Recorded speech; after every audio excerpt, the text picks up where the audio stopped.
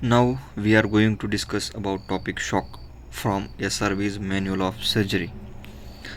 तो हम इसमें क्या क्या देखने वाले stages of shock, effect of shock, clinical features, hypovolaemic shock, assessment, investigation, monitoring, central venous pressure, pulmonary capillary wedge pressure, systemic inflammatory response syndrome, multiple organ dysfunction syndrome, oxygen therapy, and cardiac arrest. So, shock. What is mean by shock? Shock is defined as a state of cellular and tissue hypoxia with either reduced oxygen delivery or poor oxygen utilization or increased oxygen consumption with circulatory failure or poor perfusion. मतलब क्या है कि body के tissue को, body के sales को किसी कारण से, किसी वजह से प्रॉपर ऑक्सीजन नहीं मिल रहा है. Normal aerobic metabolism is not maintained due to hypoperfusion. सीधी तरह से टिश्यू को ऑक्सीजन नहीं मिल रहा है, इसी कारण एरोबिक मेटाबॉलिज्म नॉर्मल मेंटेन नहीं हो रहा है. Shock is meant by inadequate perfusion to maintain normal organ function. It may be initially reversible, but अगर शुरुआत में जब ऑक्सीजन टिश्यू को नहीं मिल रहा है तो कुछ समय के लिए रिवर्सिबल हो सकता है, लेकिन अगर ज़्यादा समय तक टिश्यू को ऑक्सीजन ना मिले तो वो इरिवर्सिबली डैमेज हो जाता है टिश्यू, और उसको अगर ठीक से ट्रीट ना किया जाए तो multi organ failure and death भी हो सकता है. Shock can be hypovolaemic, can be cardiogenic, can be distributive, can be neurogenic, anaphylactic. Hypovolaemic 16% होता है, कार्डियोजेनिक 16% होता है, डिस्ट्रीब्यूटिव सेप्टिक शॉक सबसे ज़्यादा होते हैं 62%, और न्यूरोजेनिक और एनाफिलेक्टिक शॉक 4% होते हैं. एक्यूट एड्रेनल इनसफिशिएंसी में भी होता है, और ऑब्स्ट्रक्टिव शॉक जहाँ पर किसी कारण ऑब्स्ट्रक्शन आने की वजह से ऑक्सीजन ना मिल पा रहा हो और उसके कारण शॉक लगा हो, ऐसा भी होता है. कई बार endocrine hypothyroidism, thyrotoxic crisis, adrenal insufficiency में भी शॉक के लक्षण दिखाई दे सकते हैं. तो ऑब्स्ट्रक्टिव शॉक में क्या क्या हो सकता है? कई आर्टरीज में एम्बोलिज्म हो गया या फिर आर्थ्रोस्क्लेरोसिस हो गया, उसके कारण ऑब्स्ट्रक्शन आने की वजह से आगे ब्लड ना पहुंच पाया और वहाँ पर ऑब्स्ट्रक्टिव शॉक हो गया. और इंडोक्राइन हाइपोथायरॉयडिज्म, थायरोटॉक्सिक क्राइसिस और एड्रेनल इनसफिशिएंसी, ये जो हार्मोन्स है ये बॉडी में बहुत सारे मेटाबॉलिज्म को रेगुलेट करते हैं. अगर ये हार्मोन्स ज़्यादातर इम्बैलेंस हो गए तो इसके कारण पर्सन शॉक में जा सकता है. At cellular level hypoxia causes changes to normal aerobic to anaerobic metabolism. अगर हाइपोक्सिया हो रहा है, ऑक्सीजन नहीं मिल रहा है, तो पर्सन एनारोबिक मेटाबॉलिज्म से एरोबिक मेटाबॉलिज्म से एनारोबिक मेटाबॉलिज्म में शिफ्ट करता है. इसके कारण बॉडी में लैक्टिक एसिडोसिस तैयार होने लगता है. आपने 11th-12th में देखा होगा कि जब भी शरीर बिना ऑक्सीजन के एनर्जी तैयार करने की कोशिश करता है तो लैक्टिक एसिडोसिस, और उसमें लैक्टिक पदार्थ जो सब्सटेंस है वो निकल कर आता है, वो एसिड होता है इंट्रासेलुलर, और यही बाद में जाके जो बाद में एसिडोसिस होता है उसमें कंट्रीब्यूट करता है, जो कि हम एबीजी में देखते हैं. Intracellular potassium is released into circulation. Lysozymes from cells get released into blood causing cell lysis. Intracellular potassium blood में रिलीज होता है. Lysozymes from the cells get released into the blood causing cell lysis. Hypoxia and acidosis through complements release free oxygen radicals and cytokines which damage capillary endothelium. Eventually cardiovascular, respiratory, renal, endocrine and GIT will be affected, presenting as systemic features. क्या होता है कि lysozymes release होते हैं, potassium, intercellular potassium release होता है circulation में, वहाँ पर हाइपरकैलेमिया हो सकता है. लाइसोजाइम्स रिलीज होते हैं जिससे सेल लाइसिस शुरू होता है. हाइपोक्सिया, अगर हाइपोक्सिया हो रहा है तो उसकी वजह से एसिडोसिस होता है. एंड ये दोनों मिलकर free oxygen radicals and cytokines body में रिलीज़ करते हैं और वो जाके कैपिलरी एंडोथेलियम को डैमेज करते हैं. इवेंचुअली जब कैपिलरी एंडोथेलियम डैमेज होता है तो वहाँ पर एनोरिज्म होने के चांसेस रहते हैं, या फिर और प्लेक्स आर्थरोस्क्लेरोसिस प्लेक तैयार होने के चांसेस रहते हैं, और इवेंचुअली और cardiovascular, respiratory, renal, endocrine, anxiety will be affected presenting as systemic feature, और इसके बाद मल्टी ऑर्गन फेलियर में पर्सन जा सकता है। तो कॉजेस ऑफ शॉक क्या क्या हो सकते हैं? तो पहला है हाइपोवॉल्यूमिक शॉक। तो इसमें क्या हो सकता है? Due to reduction of total blood volume. मान लो कहाँ पर एक्सीडेंट हुआ है, कहाँ पर ट्रॉमा हुआ है, या फिर किसी कारण शरीर से खून कम हो रहा है, शरीर में से निकल रहा है, या फिर कई बार ऐसी बीमारी में बॉडी में खून ही नहीं बनता, तो वहाँ पर भी हाइपोवॉल्यूमिक शॉक लगने के चांसेस होते हैं। पहला कारण क्या है? Haemorrhage external from wounds, wound, open fractures, internal from injury to spleen, liver, mesentery और pelvis, severe burns which result in to loss of plasma. Next is peritonitis, मतलब पेरिटोनियम का इन्फेक्शन होना, उसके कारण भी ब्लड लॉस हो सकता है बॉडी के इंटरनल ऑर्गन्स में, इसके कारण हो सकता है इंटेस्टाइनल ऑब्स्ट्रक्शन। इंटेस्टाइनल ऑब्स्ट्रक्शन हुआ है तो बॉडी में जो हमने खाया है वो जो फूड है वो बॉडी में अंदर ऑब्जॉर्ब नहीं होगा, उसके कारण ब्लड का वॉल्यूम बॉडी में कम हो जाएगा। वोमिटिंग, डायरिया में भी अगर बॉडी के फ्लूइड बहुत ही ज़्यादा बाहर गए तो हाइपोवॉल्यूमिया हो सकता है, और बॉडी में वॉल्यूम कम होने की वजह से हाइपोवॉल्यूमिक शॉक लग सकता है। Next is cardiac cause. उसमें क्या क्या हो सकते हैं? मायोकार्डियल इन्फारेक्शन, यानी कि कोई आर्थरोस्क्लेरोटिक प्लग या फिर इन्फारेक्ट, कोई जो कोरोनरी आर्टरीज है उनमें जाके अटक सकता है, उसके कारण आगे की टिश्यू को ब्लड नहीं मिलता, उसके कारण हाइपोवॉल्यूमिक शॉक लग जाता है। या फिर एक्यूट कार्डाइटिस, मतलब कार्डियक मसल का जो इन्फ्लामेशन होता है। एक्यूट पल्मोनरी एम्बोलिज्म, अगर जो हमारे लंग्स है वहाँ पर कोई एम्बोला आकर फंस जाता है, जो ब्लॉक्स करता है pulmonary artery at bifurcation and one of the major branches.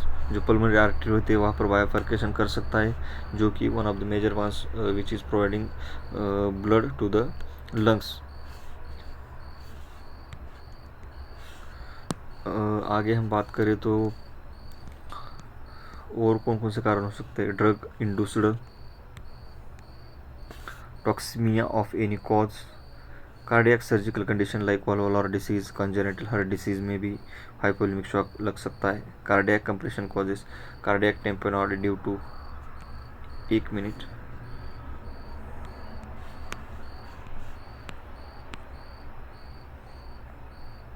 तो ये जो हम कार्डियक कॉजेस देख रहे हैं, यस, तो हमने यहाँ पर देखे कि हाइपोवॉल्यूमिक शॉक में कौन कौन से रीज़न आते हैं, और यहाँ पर है कार्डियक कॉजेस में कौन कौन से रीज़न है।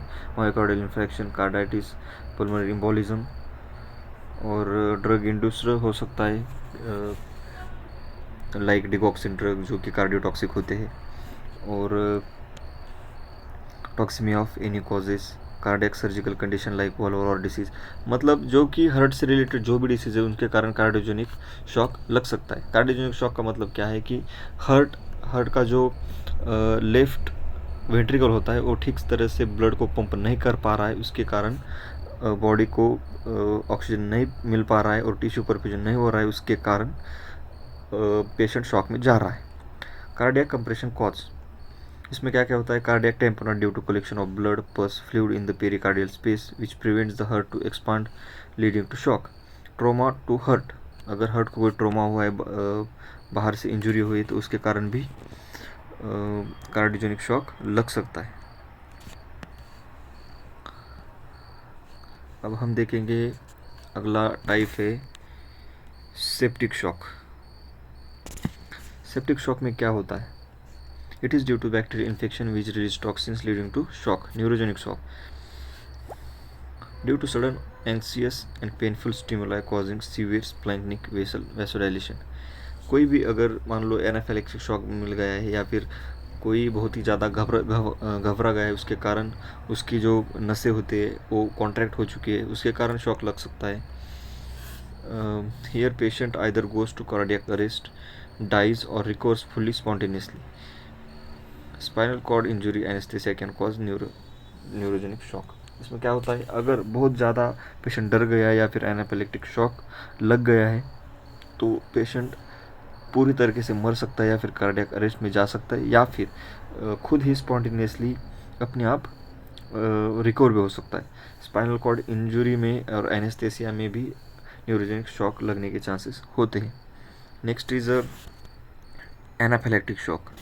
एनाफिलेक्टिक शॉक में क्या होता है, it is due to the type 1 hyper sensitive reaction, जिसमें अस्थमा आ सकता है या फिर किसी पोलन्स या फिर कोई भी किसी भी चीज़ से अगर एलर्जी हो और उसका अचानक सडनली बहुत ज़्यादा कंटेंट अगर आ जाता है तो उसके कारण भी पेशेंट शॉक में जा सकता है।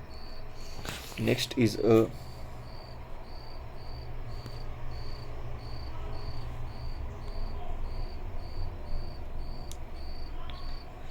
Is respiratory causes. Atelectasis, collapse of lungs, thoracic injuries, tension pneumothorax और एस्थेटिक कॉम्प्लिकेशन। मतलब एनास्थेसिया दिया और कुछ कॉम्प्लिकेशन हो गए। टेंशन न्यूमोथोरैक्स मतलब बहुत ही ज़्यादा प्रेशर आ गया लंग्स पे और रप्चर हो गया। थोरैकिक इंजुरीज या फिर कोलैप्स ऑफ लंग्स पूरी तरह सिकड़ गया क्योंकि वहाँ पर कोई इन्फेक्शन है या फिर बाहर से कोई ट्रॉमा लग चुका है, उसके कारण भी हो सकता है। अदर कॉजेज कौन कौन से है, acute adrenal insufficiency, Edison's disease और माइक्सोडेमा, जो कि हाइपोथायराइडिज्म में देखा जा सकता है। पैथोफिजियोलॉजी ऑफ शॉक, ये बहुत ही इंपॉर्टेंट है और एग्ज़ाम में बहुत दफ़ा यही पूछा जाता है कि पैथोफिजियोलॉजी ऑफ शॉक क्या है।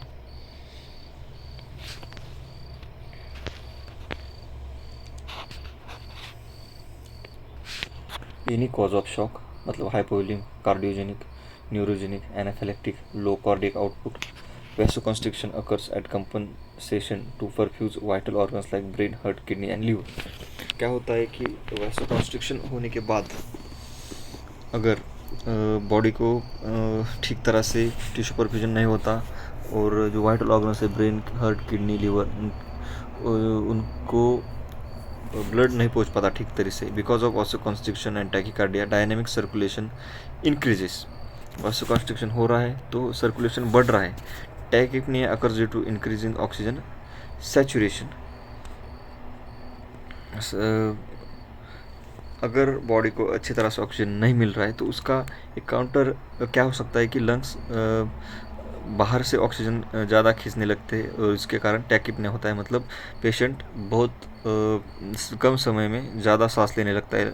लाइक नॉर्मली 16 से 18 सांस हम नॉर्मल पर्सन लेता है, जबकि टैकीपनिया में पर्सन 25 से ज़्यादा, 30 से ज़्यादा सांसें 1 मिनट में लेता है। इसमें और क्या क्या हो सकता है, tachypnea occurs due to increase the oxygen saturation. Peripheral veins, capacitance vessels, constructing diverting blood from splanchnic system towards essential vital organs. Peripheral veins constrict कर दी जाती है, इसके कारण जो ब्लड है स्प्लैंक्निक सिस्टम से, मतलब जो हमारी पेरिफेरल सिस्टम है उन वहाँ पर जो आर्टरीज रही होते हैं या फिर वेसल्स होते हैं वो कॉन्स्ट्रिक्ट कर चुके होते हैं और वहाँ पर ब्लड बहुत कम जाता है और बॉडी का जो वाइटल ऑर्गन्स है वहाँ पर ब्लड पहुँचने की बॉडी कोशिश करती है अपने फिजियोलॉजी के मैकेनिज्म से। नेक्स्ट इज अ डिक्रीज, उसके बाद क्या होता है कि decrease renal blood flow, induce reduce GFR and thereby urine output.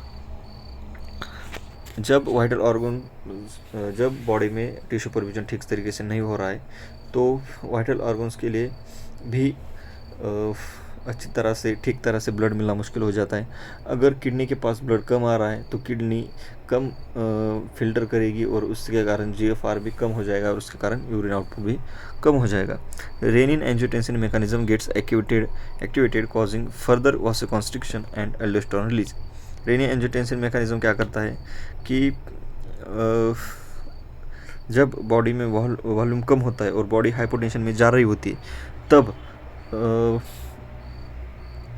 इस मैकेनिज्म के ज़रिए जो ब्लड वेसल से ब्रैडिकाइनिन रिलीज करके एंजियोटेंसिन 2 द्वारा वो ब्लड वेसल को कॉन्स्ट्रिक्ट करता है। क्योंकि इस शॉक में पहले ही वेसल्स कॉन्स्ट्रिक्ट हो रही है और उसमें और फर्दर वासो कॉन्स्ट्रिक्शन होता है और एल्डोस्टेरोन रिलीज होता है। और इसमें और क्या क्या हो सकता है, causes salt and water retention. Kidney का जो मैकेनिज्म है फिजियोलॉजिकल, अगर बॉडी में हाइपोटेंशन है तो उसमें हाइपोवोलेमिक शॉक लग रहा है तो बॉडी में ज़्यादा से ज़्यादा वाटर और फ्लूइड बॉडी कम से कम एक्सिट करती है और ज़्यादा से ज़्यादा बॉडी में रहने देती है, उसके कारण साल्ट भी कम से कम एक्सिट करती है और वाटर रिटेंशन करती है। Next is ADH release, adrenocorticotropic hormone release हो जाता है, further vasoconstriction of urine occurs. ADH release हो गया तो एडीएच क्या करता है, फर्दर वासोकंस्ट्रिक्शन करता है यूरिन का, उसके कारण when shock persist, cardiac output fall further. Hypotension and tachycardia occurs leading to poor perfusion of coronaries. Hypotension and tachycardia occurs leading to poor perfusion of coronaries, मतलब हाइपोटेंशन हो रहा है और टैकीकार्डिया ब्लड ज़्यादा blood pump कर रहा है और इसी बीच में पुअर टिश्यू परफ्यूजन के कारण पहले जो पेरिफेरल बॉडी के पार्ट थे उनको ऑक्सीजन कम पहुंच रहा था, अब जो हार्ट के कोरोनरी वेसल्स है उनको भी ऑक्सीजन पहुंचना कम हो जाता है, हाइपोक्सिया होता जाता है, मेटाबॉलिक एसिडोसिस हो जाता है। जब बॉडी में ऑक्सीजन नहीं हो रहा तो एरोबिक से एनारोबिक जो हमारा एनर्जी क्रिएट करने का प्रोसेस रहता है उसमें बदल जाता है और उसके कारण लैक्टिक एसिड प्रोड्यूस होता है जो कि मेटाबॉलिक एसिडोसिस कर सकता है। Release of cardiac depressant, metabolic acidosis हुआ तो वो क्या करता है, कार्डियक डिप्रेसेंट रिलीज करता है, उसके कारण कार्डियक पंप फेलर हो सकता है। उसके बाद जब कार्डियक डिप्रेसेंट रिलीज हो जाते हैं तो कार्डियक पंप जो होता है, मतलब लेफ्ट वेंट्रिकल्स होते हैं ज़्यादा ठीक तरीके से ऑक्सीजन पंप नहीं कर सकते, इसके कारण हाइपोक्सिया होता है, एनारोबिक मेटाबॉलिज्म शुरू हो जाता है, लैक्टिक एसिडोसिस हो जाता है, सेल वॉल डैमेज होते हैं और sodium and calcium enter into the cell, और सोडियम और कैल्शियम उसके अंदर सेल के अंदर एंटर करने लगते हैं। Potassium leaks out of the cell, जब क्या होता है कि सोडियम बॉडी में है और बॉडी में फ्लूइड कम हो रहा है तो ज़्यादा से ज़्यादा सोडियम सेल के अंदर जाता है, और सोडियम अगर सेल के अंदर जा रहा है, कैल्शियम अगर सेल के अंदर जा रहा है तो पोटेशियम लीक्स आउट होना ही है। उसके कारण पोटेशियम ब्लड में आ गया तो हाइपरकैलेमिया हो गया, हाइपोनेट्रीमिया, मतलब जो सोडियम है सेल्स में गया इसके कारण हाइपोनेट्रीमिया हो गया और हाइपोकैल्सियमिया भी हो गया। Intercellular lysozymes, intercellular lysosomes breaks down releasing powerful enzymes that destroy own cell. जो लाइसोसोम रहते हैं इंटरसेलुलर सेल्स के बीच में से वो भी रिलीज होने लगते हैं, जिसके कारण जो एंजाइम उनके द्वारा रिलीज किए गए हैं वो अपने ही सेल को डिस्ट्रॉय करने लगते हैं, जिससे सिक सेल सिंड्रोम हो सकता है। सिक सेल सिंड्रोम का मतलब क्या है कि जो अपनी ही बॉडी की सेल है वो कमज़ोर होने लगती है या फिर मरने लगती है। उसके बाद platelets are activated forming small clots, platelets activate हो जाते हैं जो स्मॉल क्लॉट्स तैयार करने लग जाते हैं। इसके कारण क्या हो सकता है, डिसेमिनेटेड इंट्रावस्कुलर